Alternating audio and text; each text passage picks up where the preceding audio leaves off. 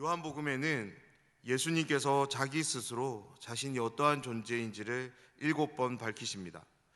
첫 번째는 생명의 떡으로, 두 번째는 세상의 빛으로 소개하십니다. 세 번째와 네 번째는 오늘 말씀에 나오는데요, 예수님은 자신을 가리켜 양의 문이라 말씀하시면서 또 선한 목자가 되신다고 말씀하십니다. 예수님이 자기가 누구신지 밝히는 이 7개의 말씀들을, 구절들을 찾아서 읽어보면 이 7가지는 두 가지 의미를 담고 있는데요, 먼저는 예수님의 자기 증언은 하나님이 이 세상에 펼쳐 보이시는 구원 사역이 어떤 형태로 이루어지는지를 담고 있습니다. 그리고 7가지는 같은 결과물을 만들어내는데요, 그것은 바로 생명입니다.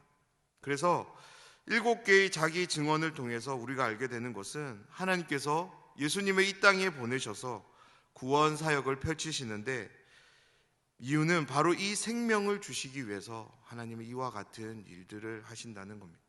사랑하는 여러분, 오늘 본문의 말씀도 이 의미를 생각하는 가운데 함께 나누길 소원합니다. 오늘도 말씀을 통해 예수님이 누구신가를 알아갑시다. 그 알아감을 통해 하나님께서 예수님을 통해 이 세상에 주시고자 했던 그 생명을 함께 받아 누리는 복된 시간이 되기를 소망합니다.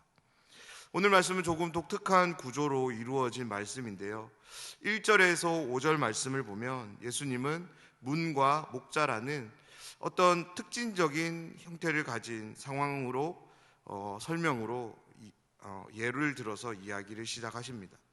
그 이야기를 끝난 뒤에 6절은 예수님이 하신 이 말씀에 대해 깨닫지 못했다라는 설명을 덧붙입니다. 그리고 7절부터 18절까지는 예수님이 하신 말씀을 깨닫지 못했던 그 바리새인들에게 문과 목자라는 이 상황적인 예시가 어떠한 의미를 담고 있는지 예수님은 자세하게 설명해 주십니다. 그리고 19절에서 21절은 예수님의 설명을 들은 청자들, 다시 말해서 바리새인들에게 어떤 모습이 있는지를 소개해 주면서 오늘 전체적인 오늘 말씀은 끝이 나는데요, 이 전체적인 구조와 흐름을 우리가 기억하면서 함께 말씀을 나누면 좋겠습니다. 1절 2절 말씀입니다. 내가 진실로 진실로 너희에게 이르노니 문을 통하여 양의 우리에 들어가지 아니하고 다른 데로 넘어가는 자는 절도며 강도요, 문으로 들어가는 이는 양의 목자라. 아멘. 9장 40절에 보면 바리새인 중에 예수와 함께 있던 사람들이 예수님이 하신 말씀을 듣고 자문하는 상황이 나옵니다. 이런 그들을 향해 예수님은 그들을 판단하며 정죄하십니다. 그리고 예수님은 그들에게 참되고 진실되게 한 가지를 말씀하려 합니다. 예수님이 그들에게 가르치시려 했던 것은 문의 기능이 무엇이고 목자의 역할이 무엇인지에 대한 것이었습니다. 그렇다면 예수님은 바리새인들에게 왜 문의 기능과 목자의 역할에 대해 말씀하려 했을까요? 이 부분에 대해서 우리는 이중적인 의미로 한번 생각해 볼 수 있습니다. 하나는 바리새인들의 민낯을 드러내기 위해서 예수님은 문의 기능과 목자의 역할을 설명하십니다. 당시 유대 사회에서 바리새인들은 종교 지도자들이었습니다. 지도자라면 그들은 자신들을 통해 이스라엘 민족이 하나님을 더욱 온전히 볼 수 있도록 그들은 자신들의 삶을 통해서 보여줘야 했습니다. 그런데 바리새인들은 그러지 않았습니다. 하나님을 드러내기보다 종교 지도자라는 자리를 통해서 자신이 누릴 수 있는 이익들, 기득권들을 고수하려 했던 사람들이었습니다. 그리고 또 다른 하나는 여전히 예수님이 누구신지를 모르는 사람들에게 다시금 예수님이 누구신지를 깨닫게 하기 위해서 예수님은 진실로라는 이 말을 2번이나 사용해서 강조해서 자신을 밝히십니다. 어제 말씀에서 예수님은 자신이 이 세상에 심판하러 왔다고 하면서 보지 못하는 자들은 보게 될 것이고 보는 자들은 맹인이 될 것이라 말씀하셨습니다. 예수님의 하신 말씀처럼 태어날 때부터 앞을 보지 못한 사람은 앞을 보게 되었을 뿐만 아니라 예수님을 알게 되었고 예수님을 믿음으로 영접했습니다.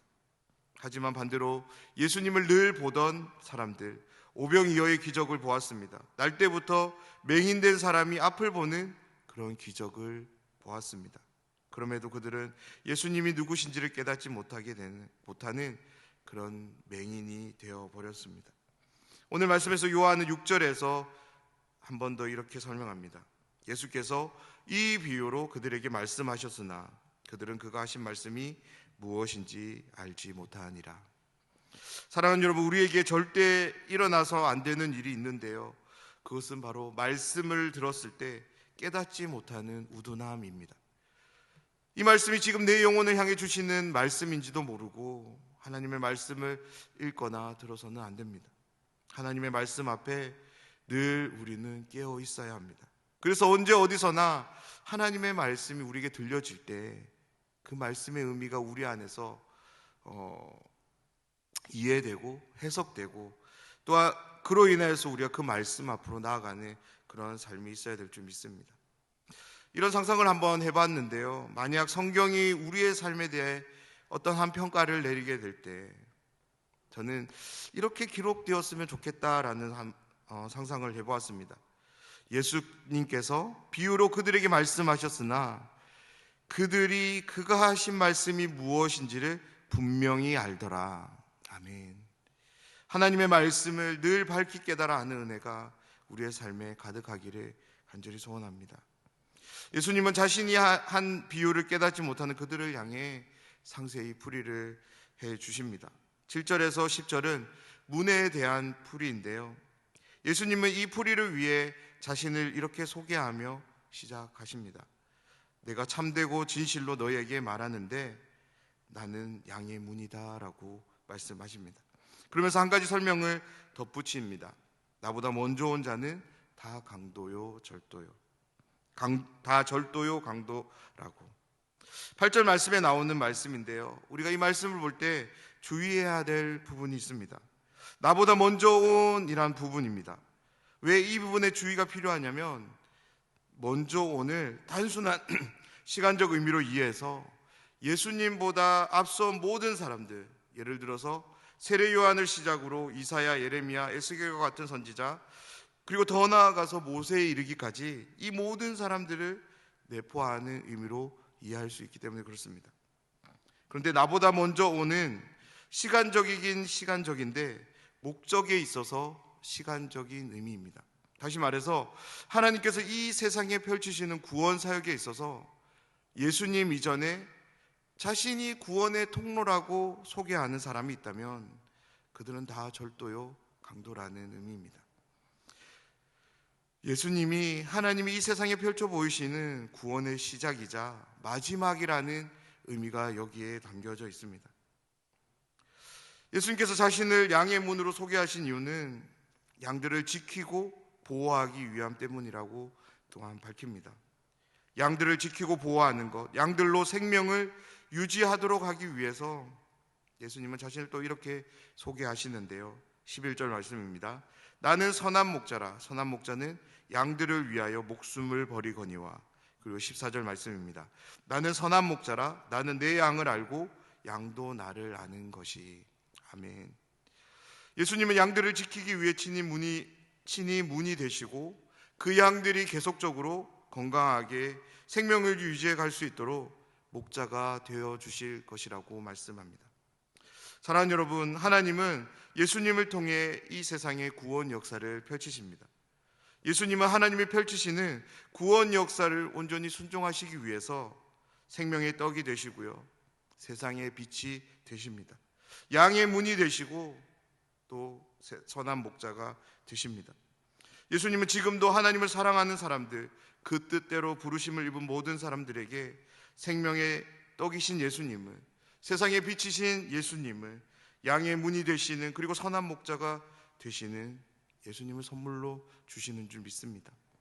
오늘 이 말씀을 기억하며 내 안에, 그리고 내 삶 가운데 이 예수님이 함께하는 그런 삶을 살아가고 있는지를 정직하게 돌아보는 오늘 하루가 되었으면 좋겠습니다.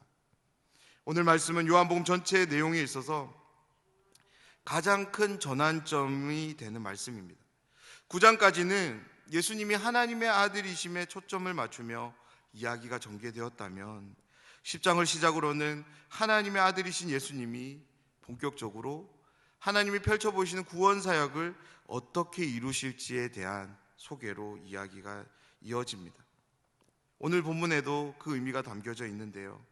예수님은 오늘 말씀을 통해 자신이 어떤 존재로서 양들과 함께 할 것인지를 말씀합니다. 먼저 예수님은 양들을 위해 자신의 목숨을 내어줄 것이라고 말씀합니다. 다름 아닌 예수님이 온 세상에 대해 목자가 되심이 십자가의 죽음을 통해 이루어짐을 암시적으로 소개하고 있는 것입니다.